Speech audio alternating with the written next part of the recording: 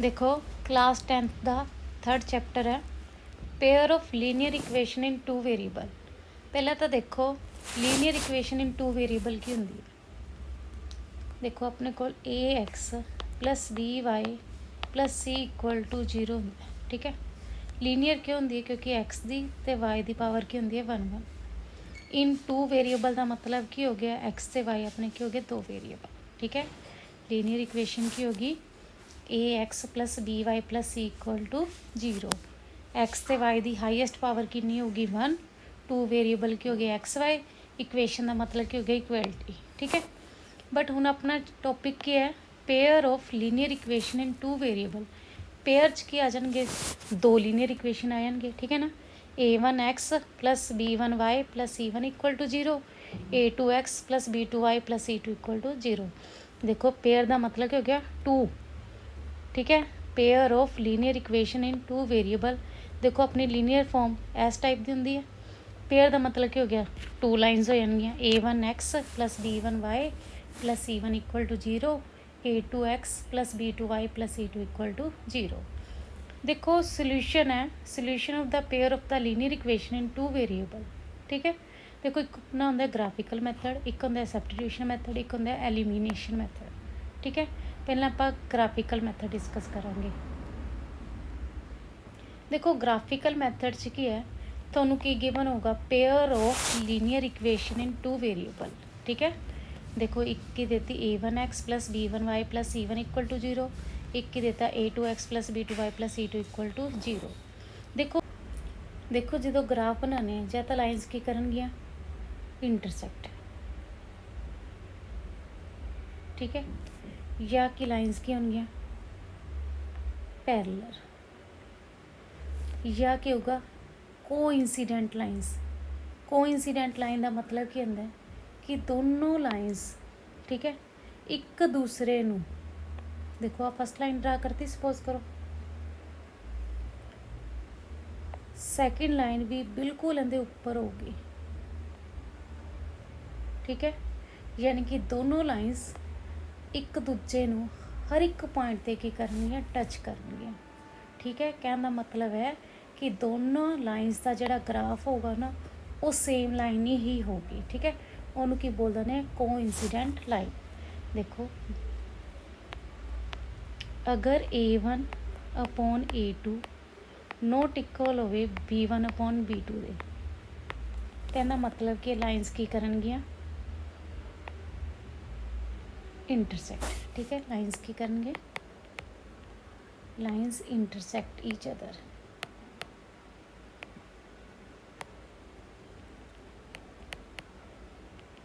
कहना मीनिंग की होंदा है यूनीक सोल्यूशन, यानी कि एक्स ते वाई दी वैल्यू की होगी यूनीक होगी, ठीक है। देखो आ वाला पॉइंट क्या होगा यूनीक सोल्यूशन। देखो सेकंड केस है a1 upon a2 equal to b1 upon b2 equal to c1 upon c2, ठीक है। देखो a1 upon a2 equal to b1 upon b2 equal to c1 upon c2 होवे तो lines की होंगियां को incidence. इनका मीनिंग की है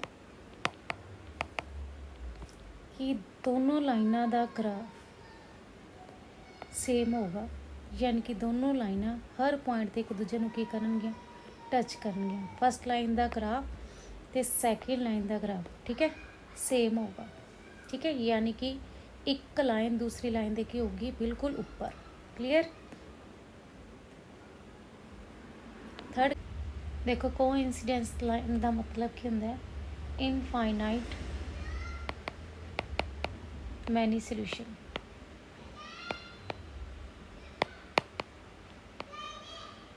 ठीक है। थर्ड कंडीशन है a1 अपॉन a2 इक्वल होवे b1 upon b2 but not equal to c1 upon c2। इनका मतलब क्या है कि लाइन्स की होंगी पैरेलल, ठीक है। देखो जो लाइना पैरेलल होंदियां तो देखो किते भी मीट नहीं करदी ना, इनका मतलब कि नो सोल्यूशन, ठीक है। पैरेलल लाइन्स च क्या होंदा है no solution.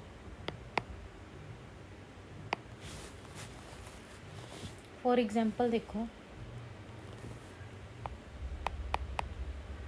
x plus 3y equal to 12, 2x plus 4y equal to 6।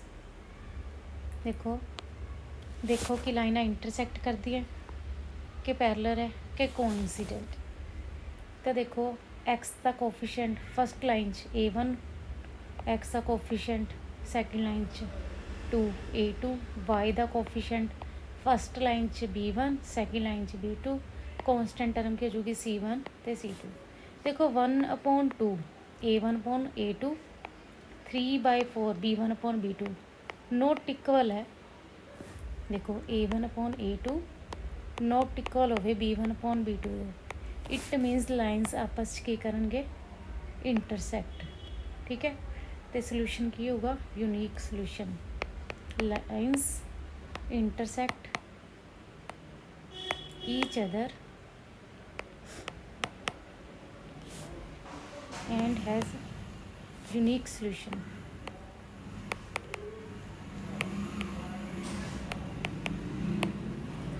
Next example देखो x plus 3y equal to 6, 2x plus 6y equal to 12। देखो लाइन्स इंटरसैक्ट कर दी कि पैरेलल है कि कोइंसिडेंस है। तो देखो इतने x का कोफिशिएंट किन्ने 1, इधर x का कोफिशिएंट किन्ने 2, यानी कि a1/a2। इधर y का कोफिशिएंट 3, इधर y का कोफिशिएंट किन्ने 6, 3/6 यानी कि v1/v2। 6/12 यानी कि c1/c2। देखो कैंसिल आउट करके देखो किन्ने की आगे equal 1/2 equal to 1/2 equal to 1/2। तो ध्यान रखियो अगर a1/a2 equal to b1/b2 equal to c1/c2 आ गया, इट मीनस एक दूजे दे के होंगे बिल्कुल ऊपर। ठीक है, यानी कि लाइन्स की होंगे कोइंसिडेंट, यानी कि दोनों लाइन्स दे मीटिंग पॉइंट के होंगे सेम होंगे। ठीक है,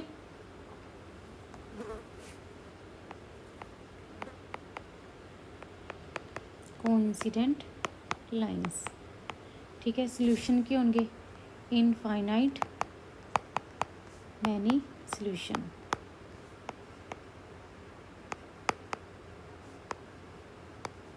ठीक है, अनदर एग्जांपल देखो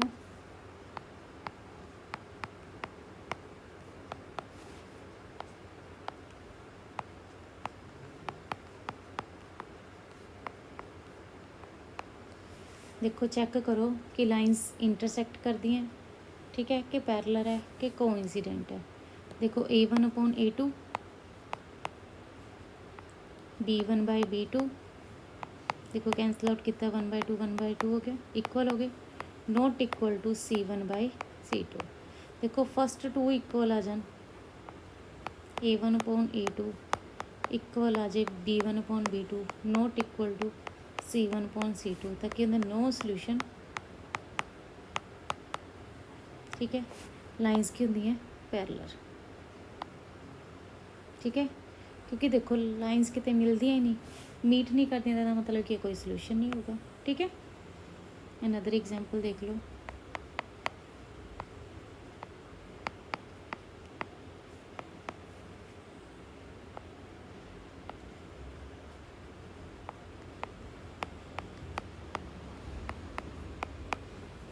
देखो 5/7 इक्वल 6/2। देखो इक्वल ही है नहीं। ठीक है, 5/7 नॉट इक्वल होंगे 3 दे, यानी कि a1/a2 नॉट इक्वल है b1/b2 दे। तो थर्ड चैक करने की जरूरत ही नहीं, इनका मतलब कि लाइन्स की करनगियाँ इंटरसैक्ट करनगियाँ, तो सोल्यूशन की होगा यूनीक सोल्यूशन। ठीक है,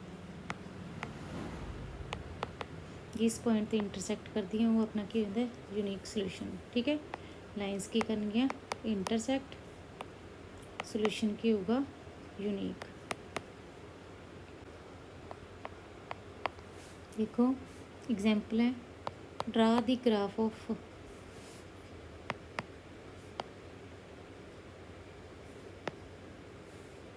x + 3y = 6, 2x - 3y = 12। ठीक है, 2 ਲਾਈਨਸ ਹੈ। ਦੇਖੋ ਜਾਂ ਤਾਂ ਇਹ ਲਾਈਨਾਂ ਪੈਰਲਲ ਹੋਣਗੀਆਂ ਜਾਂ ਕੋਇਨਸੀਡੈਂਟ ਹੋਣਗੀਆਂ, ਠੀਕ ਹੈ, ਜਾਂ ਇੰਟਰਸੈਕਟ ਕਰਨਗੀਆਂ। ਦੇਖੋ ਪਹਿਲਾਂ ਫਸਟ ਲਾਈਨ ਕੀ ਹੈ, x + 3y = 6। ਦੇਖੋ x ਦੀ ਵੈਲਿਊ ਡਿਫਰੈਂਟ ਪੁੱਟ ਕਰੋਗੇ ਤਾਂ y ਦੀ ਡਿਫਰੈਂਟ ਆ ਜਾਊਗੀ, y ਦੀ ਡਿਫਰੈਂਟ ਪੁੱਟ ਕਰੋਗੇ ਤਾਂ x ਦੀ ਵੈਲਿਊ ਦੇ ਦੂਗਾ। ਠੀਕ ਹੈ, ਦੇਖੋ ਤੁਹਾਡੀ ਮਰਜ਼ੀ ਹੈ, ਕੋਈ ਮਰਜ਼ੀ ਪੁਆਇੰਟ ਪੁੱਟ ਕਰ ਸਕਦੇ ਹੋ, ਕਿੰਨੇ ਮਰਜ਼ੀ ਪੁੱਟ ਕਰ ਸਕਦੇ ਹੋ। ਠੀਕ ਹੈ, ਦੇਖੋ ਅਗਰ x ਨੂੰ 0 ਪੁੱਟ ਕਰਦੇ ਹਾਂ ਤਾਂ 0 + 3y = 6, 3y = 6, y = 2। ਠੀਕ ਹੈ, ਅਗਰ ਤੁਸੀਂ y ਨੂੰ 0 ਪੁੱਟ ਕਰਦੇ ਹੋ ਤਾਂ 3 × 0 0, x + 0 ਕਿੰਨੇ ਇਕੁਅਲ ਆ ਗਿਆ 6 ਤੇ x ਦੀ ਵੈਲਿਊ ਕਿੰਨੀ ਆ ਗਈ 6। ਕੋਈ ਅਦਰ ਪੁਆਇੰਟ ਪੁੱਟ ਕਰਨਾ ਕਰ ਲਓ, ਕੁਛ ਮਰਜ਼ੀ ਪੁੱਟ ਕਰ ਲਓ। ਠੀਕ ਹੈ, देखो x की वैल्यू मैं 3 पुट कर ली ताकि फ्रैक्शन आवे। ठीक है, 3 + 3y = 6, 3y = 6 - 3, 3y = 3, it means y = 1। ठीक है,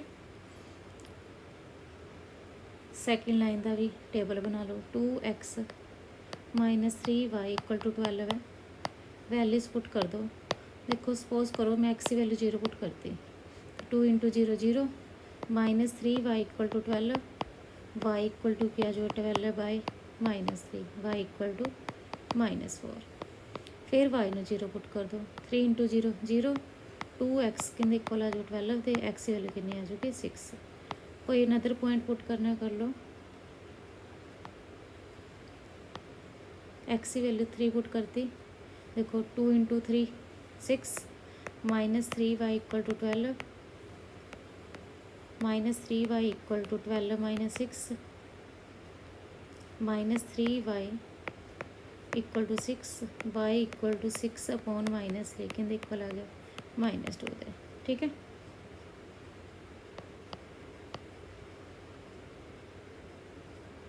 देखो ग्राफ बनाने हैं।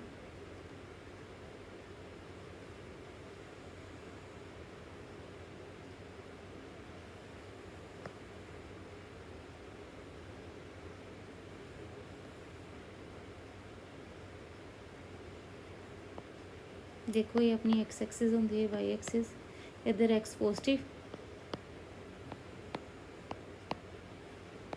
इधर एक्स नेगेटिव, इधर वाई पॉजिटिव, इधर वाई नेगेटिव। ठीक है, 2 लाइन्स है तो मतलब ये नहीं कि ग्राफ अलग अलग बनाने हैं। ठीक है ना, एक ग्राफ से ही दोनों लाइन प्लॉट करनी है। देखो x 0 y 2, x 0 y 2, थोनों पता है वाई एक्सिस से x 0 होंगे। ठीक है, x की वैल्यू 0, y की वैल्यू 2। दैन फिर x 6 है, y 0 है। x एक्सिस से x की वैल्यू 6 है तो अपने पता है y की होगा 0। अनदर पॉइंट की x की वैल्यू 3 तो y की वैल्यू 1। देखो x की वैल्यू 3 तो y की वैल्यू 1, इतों ही प्रोड्यूस कर दो। ठीक है, मीटिंग पॉइंट की हो गया 3 1। देखो ये 3 पॉइंट की कर दो,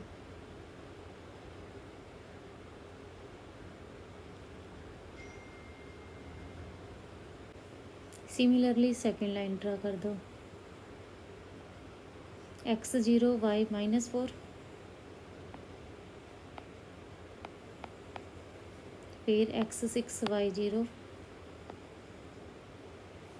x 3 y -2, x 3 y -2। ठीक है, 3 पॉइंट की कर दो ज्वाइन। ठीक है, ये अपना बन गया दोनों लाइनों का ग्राफ। ਹੁਣ ਤੁਹਾਨੂੰ ਇਹ ਤਾਂ ਪਤਾ ਚੱਲੀ ਜਾਂਦੇ ਲਾਈਨਸ ਕੀ ਕਰਦੀਆਂ ਇੰਟਰਸੈਕਟ, ਨਹੀਂ ਤਾਂ ਚੈੱਕ ਕਰਨਾ ਤਾਂ ਦੇਖ ਲਓ। ਇੱਥੇ x ਦਾ ਕੋਫੀਸ਼ੀਐਂਟ ਕਿੰਨੇ 1 1, ਇੱਧਰ x ਦਾ ਕੋਫੀਸ਼ੀਐਂਟ ਕਿੰਨੇ 2, 1/2, y ਦਾ ਕੋਫੀਸ਼ੀਐਂਟ b1 3 ਹੋ ਗਿਆ, b2 -3 ਹੋ ਗਿਆ। कैंसल आउट करोगे, देखो इधर 1/2, इधर -1 है, क्या हो गया नॉट इक्वल, 1/2 नॉट इक्वल है -1 दे। तो अपने पता है A1/A2 नॉट इक्वल होवे B1/B2 दे, तो इहदा मतलब क्या होंदा है यूनीक सोल्यूशन। ठीक है, लाइन्स की करनगे इंटरसैक्ट। 6 0 थोड़ा क्या हो गया यूनीक सोल्यूशन। क्लीयर। देखो अनदर एग्जाम्पल है, draw the graph of the lines 3x + 4y = 12, 6x + 8y = 24। पहला फर्स्ट लाइन 3x + 4y = 12। देखो चाहे 2 पॉइंट पुट कर दिया करो, एक बार एक्स में 0 पुट कर दिया करो, एक बार वाई में 0 पुट कर दिया करो। देखो x 0 पुट किया था 3 × 0 + 4y = 12, 3 × 0 0 ही हो जाएगा, 4y = 12, y = 3। Then y 0 put कर दो। देखो y 0 पुट करोगे 4 × 0 0, 3x = 12, x की वैल्यू कितनी आ जाएगी 4। ठीक है, अनदर लाइन 6x + 8y = 24 है। देखो x 0 पुट करोगे 6 × 0 0, 8y कहते इक्वल आ जाएगा 24 दे, y की वैल्यू की हैगी 3। सिमिलरली y 0 पुट कर दोगे ये 0 हो जाएगा, 6x = 24, x की वैल्यू कितनी आ जाएगी 4। ठीक है, बना दो ग्राफ।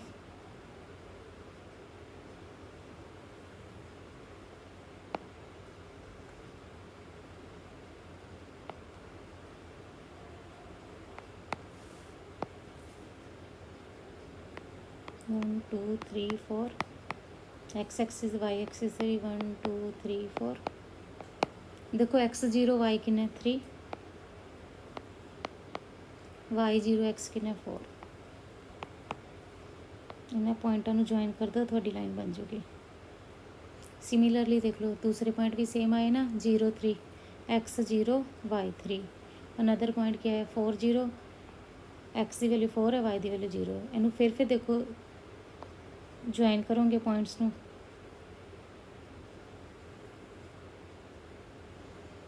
ठीक है, दोनों लाइन एक दूजे दे की आ गई बिल्कुल ऊपर। ठीक है, यानी कि उन्होंने हर मीटिंग पॉइंट की है सेम है। ठीक है, यानी कि उन्होंने जो टचिंग पॉइंट होगा क्या होगा सेम होगा हर पॉइंट। ठीक है, हर एक पॉइंट पे क्या होगा सेम होगा। ठीक है, इनू बोलते हैं कोइंसिडेंट लाइन।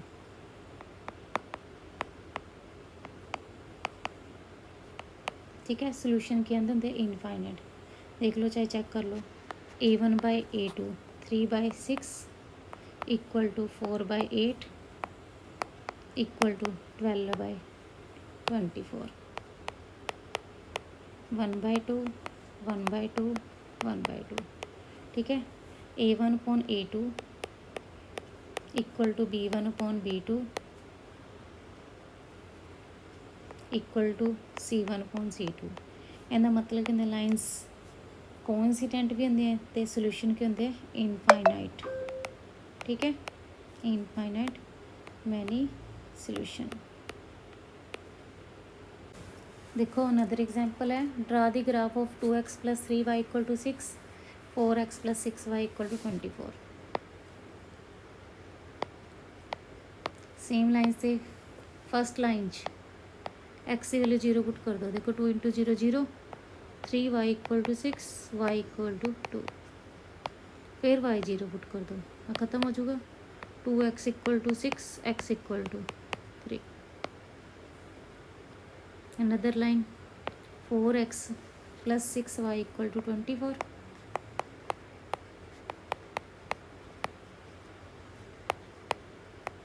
देखो x 0 पुट कर दोगे तो ख़त्म हो जाएगा। 4 × 0 0, 6y = 24, y की वैल्यू कितनी आ गई थोड़े को 4। फिर y 0 पुट कर दो। देखो y 0 पुट करोगे 6 × 0 0, 4x + 0 = 24, 4x = 24, x की वैल्यू कितनी आ जाएगी 6। ठीक है, बना दो ग्राफ।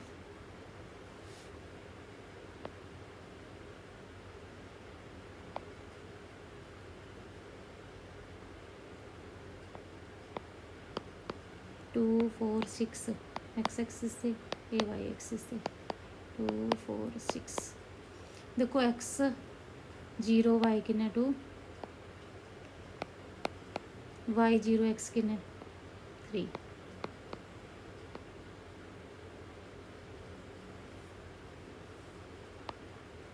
ज्वाइन कर दो इन्होंने, ठीक है। लाइन ड्रा होगी। फिर सैकेंड लाइन देखो, x 0 तो y किन्ना 4, y 0 तो x किन्ना 6। ज्वाइन कर दो इन्होंने भी, ठीक है। लाइन्स की हो गई पैरेलल। देखो इत्थों भी पता लग रहा है कि लाइन्स की है, पैरेलल है। नहीं तो ये देखो A1/A2 2/4 इक्वल हो गया 3/6, नोट इक्वल हो गया 6/24। देखो क्योंकि 2/4 1/2 बन जाएगा, 1/2 बन जाएगा, नोट इक्वल 1/4 बन जाएगा, ठीक है। तो थोड़ा क्या सी ना A1/A2 equal to B1/B2 note equal हो गए C1/C2। कहना मतलब कि होंगे लाइन्स आर पैरेलल, ठीक है। Lines are parallel. देखो लाइना कितने भी मीट नहीं करती, कहना मतलब कि नो सोल्यूशन।